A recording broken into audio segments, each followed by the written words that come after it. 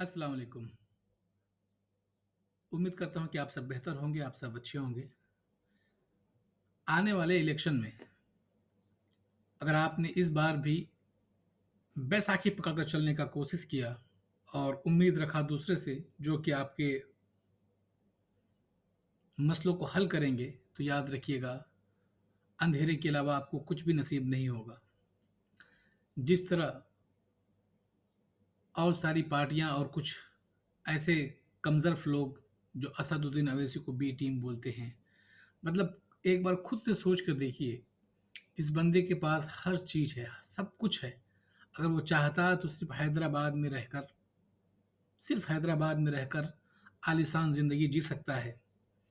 वो आखिर दर-बदर की ठोकरें क्यों खा रहा है? अगर हैदराबाद में अगर वो चाहते तो उप मुख्यमंत्री भी बन सकते हैं, उनकी इतनी चलती है।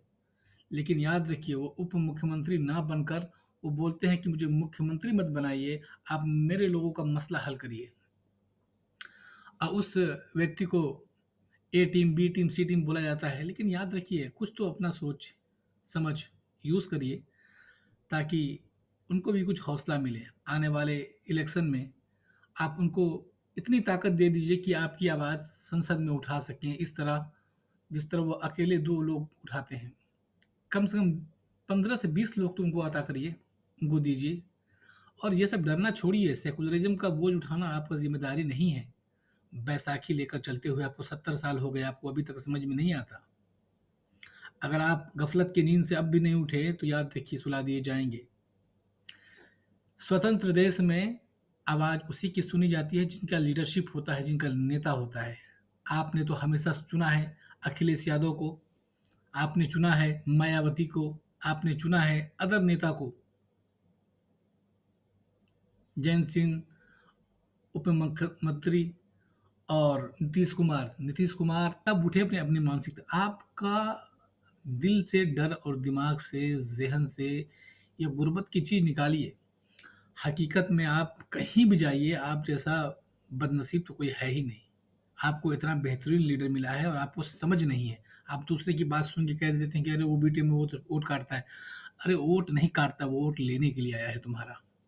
तुम वोट देते हो उसको, जो तुम वोट काटने की बात करते हो? मतलब कुछ तो यूज़ करो।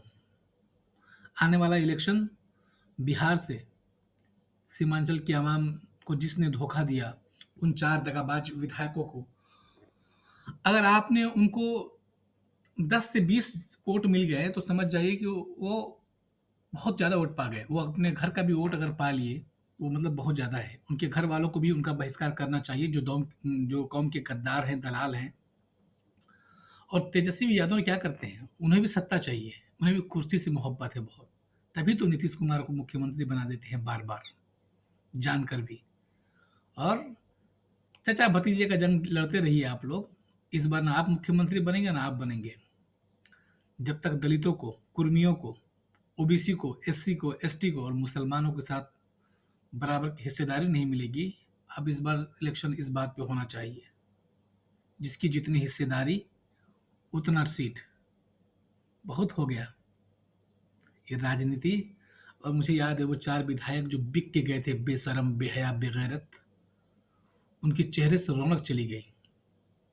बदसूरती झलकती है उनके चेहरे से और किरदार से।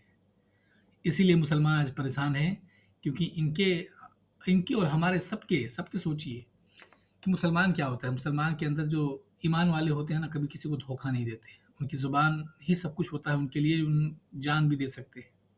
और ऐसा पीछे हम लोग बहुत बार देख चुके हैं। लेकिन आज के मुसलमान बहुत बदहाल है, क्यों? कि उन्होंने अपना किरदार को छोड़ दिया। उम्मीद करता हूँ कि कुछ तो आपको समझ में आएगा। आने वाला इलेक्शन में असदुद्दीन ओवैसी को वोट दीजिए, भरपूर मात्रा में दीजिए, समर्थन कीजिए। चाहे उत्तर प्रदेश हो, चाहे बिहार हो, चाहे झारखंड हो, चाहे आसाम हो, कहीं भी। आसाम में बदरुद्दीन अजमल को मजबूत करिए। असदुद्दीन ओवैसी वहाँ नहीं जाती, क्योंकि वहाँ पे बदरुद्दीन अजमल हैं। अगर बदरुद्दीन अजमल को साथ चाहिए होगा असदुद्दीन ओवैसी का, तो वो बात करेंगे उनसे। लेकिन याद रखिए राहुल गांधी के बयान से, जिसको आप नेता समझ रहे हैं, वो नेता वोता नहीं है हमारा। हमारा नेता राहुल गांधी नहीं है। जो हमारे लिए मंच पे आवाज़ नहीं उठा सकता, बोल नहीं सकता, वो हमारा लीडर कैसे हो सकता है? मत मानिए उसको लीडर, लीडर नहीं है हमारा। सत्ता विपक्ष इन लोग का कोई बकौती तो नहीं है कि मुख्यमंत्री ये बनेंगे, सीएम ये बनेंगे, प्रधानमंत्री ये बनेंगे या तो वो बनेंगे, नहीं, बस खलास, बस बहुत हो गया। अपने सोच विचार से करिए, कांग्रेस हाथ, पंजा और कमल देखकर वोट देना बंद करिए। ये 2 पार्टी इस देश में नहीं है, बहुत सारी पार्टियाँ हैं। मक्खन मलाई खाने के लिए इनको नहीं चुना जाता। और राहुल गांधी का मैं जब सुन रहा था, जब असम गए तो इन्होंने बोला कि बदरुद्दीन अजमल बीजेपी के बी टीम है। अरे तुम्हें शर्म आती है? तुम्हें बोलने तक नहीं आता था आज से 3 साल 4 साल पहले। तुमने मेहनत की, सीख गए बोलना, तुम बोलना सीख गए। इसका मतलब ये नहीं कि तुम मुसलमानों का लीडरशिप खत्म करोगे, और तुम्हारी इतनी औकात भी नहीं है। मुसलमान दिल के थोड़े से और ज़हन के थोड़े से, क्या बोलें, ये तुरंत अपना दिल और जान किसी के लिए बिछा देते हैं। इनके पास सोच समझ है नहीं। कोई नेता आता है उनके साथ एक फ़ोटो खिंचवा लेगा, वो पूरा वाह-वाही पूरा दिन सोएगा नहीं। बंद करो, अपने सोच से ऊपर उठिए। और हैदराबाद जाते हैं तो बोलते हैं क्या? असदुद्दीन ओवैसी बीजेपी का बी टीम है, ब्रेकर है। असदुद्दीन ओवैसी ने हैदराबाद में जो काम किया है और उनकी लीडरशिप ने जो काम किया है ना, किसी भी प्रदेश में घूम कर देख लीजिए, कहीं मिलेगा आपको? सोच नहीं सकते हैं आप, उसको आप बी टीम बोलते हैं।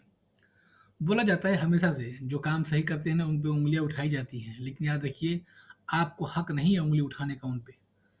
अपने गिरेबान में झाँक कर देख लीजिए, आप गुलाम हैं, गुलाम हैं, गुलाम हैं, गुलाम हैं, और गुलामी का ज़ंजीर तोड़ना आसान है। 2024 का इलेक्शन आ रहा है, उसमें गुलामी का ज़ंजीर तोड़ दीजिए आप। उम्मीद करता हूँ कि आप लोगों को कुछ बात समझ में आया होगा। हो सकता है कुछ मुँह से उल्टा-सीधा भी निकला हो, लेकिन ये एक दर्द है सच में, मुसलमानों की बदहाली देखकर, उनकी सोच-समझ को देखकर। 70 साल हो गए आज़ादी के, लेकिन ये आज तक अपने लीडरशिप लीडरशिप पैदा नहीं कर सके। बेशर्म हैं, बेहया हैं ये लोग। और कुछ मौलवी मौलाना चले आते हैं, इनको सपोर्ट करो, इनको सपोर्ट करो, चुपचाप अपना काम करिए, अपना काम करिए चुपचाप। जिसका जो काम है, हिंदुस्तान के मुसलमानों को बर्बाद करने का सबसे बड़ा ठेका इन मौलवियों, मौलानों, मुफ्तियों को जाता है। ये सिर्फ़ दीनी बात बताते हैं, वो भी आधी-अधूरी बात बताते हैं। ये उन्होंने नहीं बताया कि दीन के साथ राजनीति और बिज़नेस कितना इम्पोर्टेंट है। पहले मस्जिदों में फ़ैसले हुआ करते थे। आजकल इनके ज़हन इतने गंदे हो चुके हैं कि मस्जिद में बैठते सिर्फ़ नमाज़ पढ़ने के लिए हैं। फ़ैसले मस्जिदों में होने चाहिए। चलिए, उम्मीद करता हूँ कि कुछ सीखेंगे आप, और इन धर्मगुरुओं से कहूँगा कि अपना आप काम करिए, जिस काम के लिए आप हैं। इनको सपोर्ट करना, उनको सपोर्ट करना बंद करिए। जिसको सपोर्ट करना है, खुद आप खुद करिए अपने परिवार के साथ। मुसलमान का कोई ठेकेदार नहीं है यहाँ पे।